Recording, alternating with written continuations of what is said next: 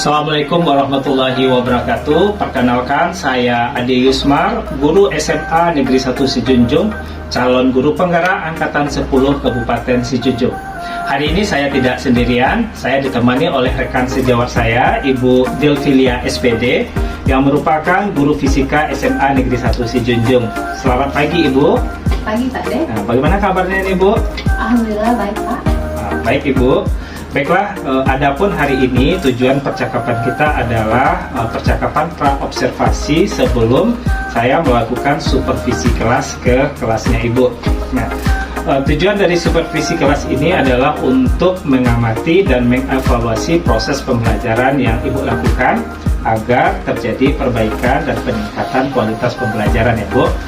Dan untuk percakapan pra-observasi kita kali ini tujuannya adalah untuk memberikan kesiapan kepada Ibu, memberikan rasa percaya diri untuk lebih siap mengajar di kelas dengan harapan Ibu II bisa memberikan pembelajaran yang terbaik untuk muridnya. Baiklah Ibu, untuk percakapan pra-observasi ini saya akan mengajukan beberapa pertanyaan ya Bu II. Apakah Bu II bersedia? Oke, baik. Kita mulai dari pertanyaan yang pertama ya Bu II.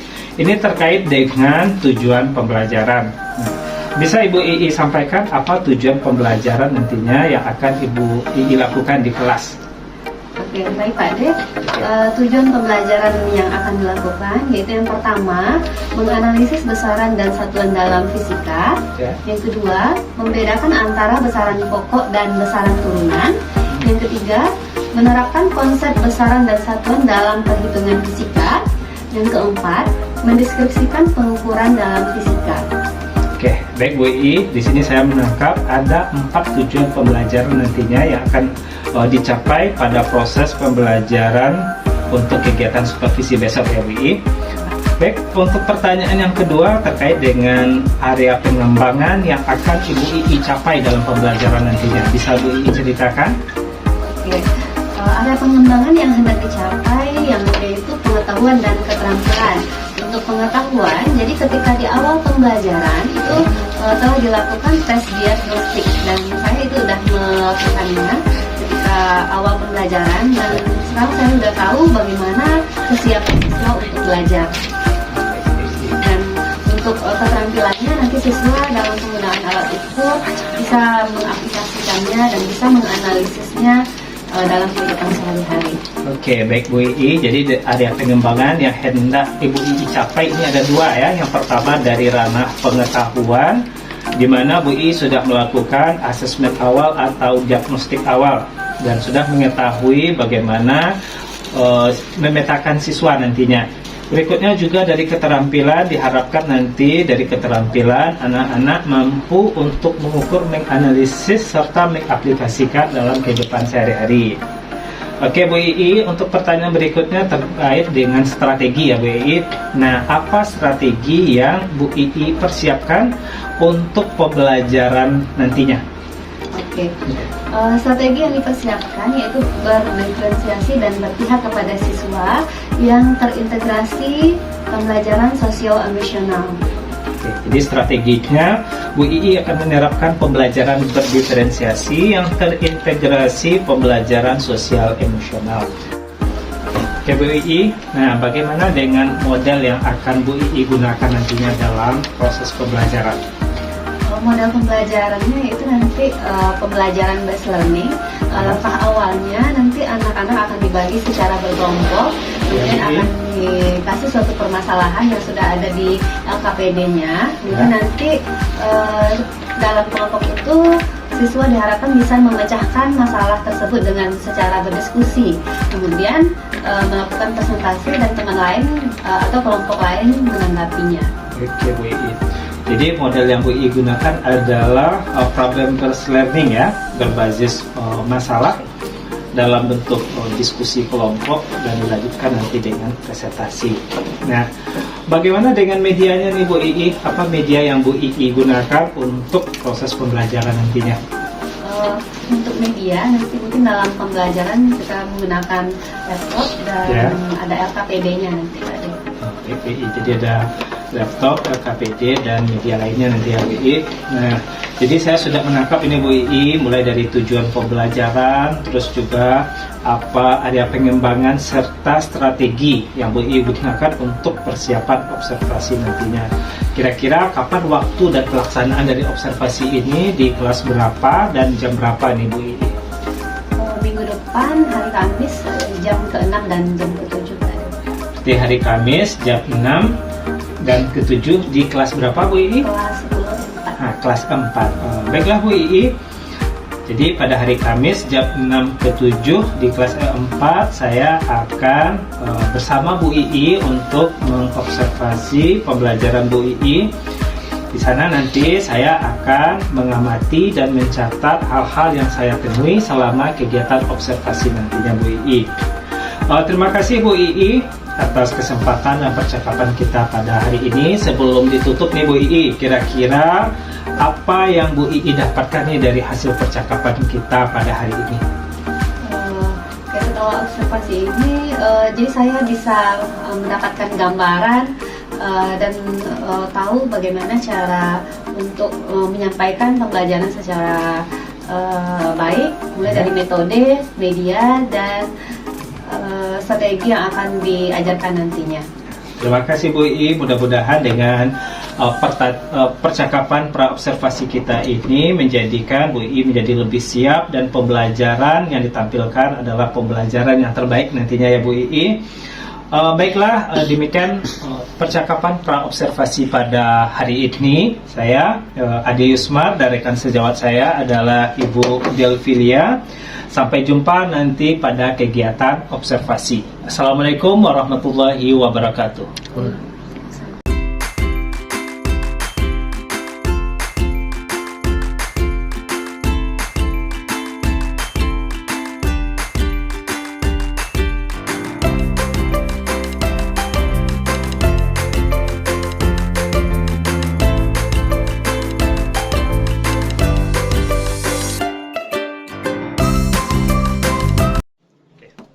Assalamualaikum warahmatullahi wabarakatuh. Waalaikumsalam warahmatullahi wabarakatuh. Perkenalkan, saya Adi Yusmar, calon guru penggerak angkatan 10 dari SMA Negeri 1 Sijunjung, Kabupaten Sijunjung. Pada sesi ini kami akan melaksanakan percakapan pasca observasi, dan pada hari ini saya juga tidak sendirian. Saya didampingi oleh teman sejawat saya yang sudah diobservasi, Ibu Delvilia. Selamat pagi Ibu. Selamat pagi. Dan juga saya didampingi oleh pengajar praktik guru penggerak angkatan 10, Ibu Hasbiarti SPD. Selamat pagi Bu. Selamat pagi Pak. Baiklah, kita mulai percakapan observasi pada pagi ini. Bu Ii, bagaimana kabarnya Bu Ii? Alhamdulillah baik Pak. Alhamdulillah. Sebelumnya terima kasih ya Bu Ii. Kita sudah sampai kepada tahap pasca observasi, yang sebelumnya kita sudah melakukan pertemuan pra-observasi, dan saya juga sudah masuk ke kelas Bu Ii untuk pelaksanaan observasi. Dan sekarang tiba pada tahapan pasca observasi, di mana kita saling sharing dan juga refleksi dari apa yang sudah terlaksana. Gimana perasaannya Bu Ii setelah pelaksanaan observasi kemarin? Alhamdulillah baik Pak De. Setelah dilakukan observasi kemarin, jadi pembelajaran lebih terstruktur dan terencana. Jadi pembelajaran berjalan dengan baik dan telah berdiferensiasi sesuai dengan kebutuhan siswa. Oke, alhamdulillah ya Bu Ii. Dari apa yang sudah kita bicarakan sebelum observasi, pra-observasi mengenai aspek dan strategi pengembangan yang sudah Bu Ii kita diskusikan ya Bu Ii. Nah, apa hal-hal yang sudah berjalan dengan baik selama observasi kemarin Bu Ii? Pembelajaran sudah terlaksana dengan baik, mulai dari persiapan LKPD, kemudian siswa juga telah mempelajari dengan sangat antusias karena pembelajarannya dilakukan dari Oke Bu Ii, apa yang sudah berjalan dengan baik selama proses observasi kemarin ini Bu Ii? Baik Pak De, pembelajaran di kelas sudah berjalan dengan sesuai dengan apa yang telah direncanakan dan sudah berdiferensiasi. ya. Pembelajaran sudah berdiferensiasi dan juga terlihat Bapak Ibu juga sudah menerapkan KSE di sana ya. Oke. Dan hal-hal yang belum berjalan dengan baik apa menurut Bu Ii? Mungkin kemarin ketika siswa dalam berkelompok, Ya, Bu Ii. kelompoknya itu terlalu banyak siswanya, mungkin 6 orang. 6 orang. Ramai ya. Terlalu ramai, jadi belum kondusif rasanya. Belum kondusif. Berat. Oke. Karena siswanya ini ya Bu Ii, berarti kelompoknya terlalu gemuk. Terlalu gemuk. Nah, bagaimana dengan keaktifan siswa di dalam kelompok tersebut Bu Ii? Karena kelompoknya terlalu ramai dalam satu kelompok, jadi mereka kurang aktif semuanya Pak De. Jadi mungkin ada cuman beberapa siswa yang terlibat aktif dalam kelompok tersebut. Oke Bu Ii, jadi yang berjalan belum maksimal adalah tidak semua siswa berperan aktif dalam kerja kelompok ya Bu Ii. Apa yang kedepannya yang akan Bu Ii lakukan untuk mengatasi tidak semua siswa ini berperan aktif? Sudah ada bayangannya Bu Ii? Udah Pak Den, mungkin karena kemarin dalam satu kelompok itu kelompoknya besar, anggota dalam satu kelompoknya 6 orang. Rencananya untuk kedepannya kelompoknya akan diperkecil lagi, yang mana mungkin nanti akan dibagi menjadi 4 siswa aja dalam satu kelompok. Jadi Bu Ii akan memperkecil kelompok supaya siswa ini lebih aktif ya Bu Ii. Ada lagi Bu Ii yang terbayang sama Bu Ii berikutnya yang akan dimaksimalkan? Mungkin nanti akan merancang LKPD supaya siswa nanti lebih terlibat aktif semuanya gitu Pak. Ya Bu Ii. Jadi sudah ada 2 yang akan Bu Ii lakukan. Yang pertama memperkecil kelompok ya Bu Ii. Yang kedua memperbaiki LKPD-nya untuk siswa menjadi lebih aktif lagi. Siapa orang-orang yang akan Bu Ii ajak bekerja sama atau berkolaborasi untuk menerapkan ide Bu Ii ini Bu Ii? Mungkin nanti dalam untuk merancang LKPD mungkin nanti saya akan berdiskusi dengan rekan sejawat nanti Pak De. Berdiskusi dengan teman sejawat ya Bu Ii. Untuk implementasinya kapan nih Bu Ii lakukan? Rencananya 2 minggu lagi Pak De. 2 minggu lagi ya Bu Ii. Oke Bu Ii, dari percakapan kita pada hari ini apa yang bisa Bu Ii simpulkan nih? Setelah dilakukannya observasi ini, mungkin pembelajaran lebih bagus dan lebih terencana, sehingga pembelajaran di kelas bisa berlangsung secara berdiferensiasi, sehingga nanti siswa bisa menerima pembelajaran dari guru lebih baik lagi. Betul sekali ya Bu Ii. Alhamdulillah kita sudah mendapatkan solusi dari hal-hal yang belum berjalan secara maksimal di kelas, dan akan Ibu Ii terapkan 2 minggu lagi di kelas dan berkolaborasi dengan teman sejawat ya Bu Ii. Nah, mudah-mudahan dengan pertemuan ini nanti akan memberikan hasil yang lebih maksimal lagi ya Bu Ii. Kapan nih Bu Ii sebelum kita akhiri kita bertemu lagi untuk mengevaluasi dari solusi yang akan Bu Ii terapkan di kelas nantinya? Mungkin nanti setelah dilakukan 2 minggu itu mungkin nanti akan kita diskusikan lagi Pak De. Oke Bu Ii, luar biasa sekali ya Bu Ii. Oke Bu Ii, mungkin hari ini cukup demikian percakapan kita.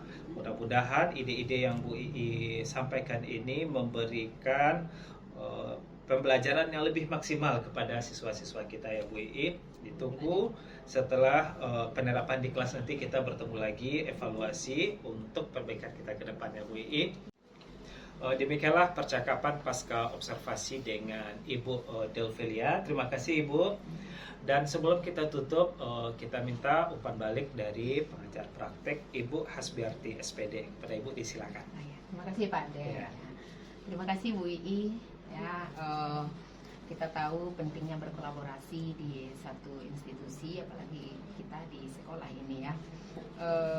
Program ini adalah CGP Angkatan 10 yang sedang dilalui ya Bu Ii oleh Pak Ade. Mungkin walaupun Bu Ii baru bergabung di sekolah ini, mungkin sedikit banyaknya telah banyak melihat kegiatan Pak Ade ya. Memang begitulah kegiatan CGP ini.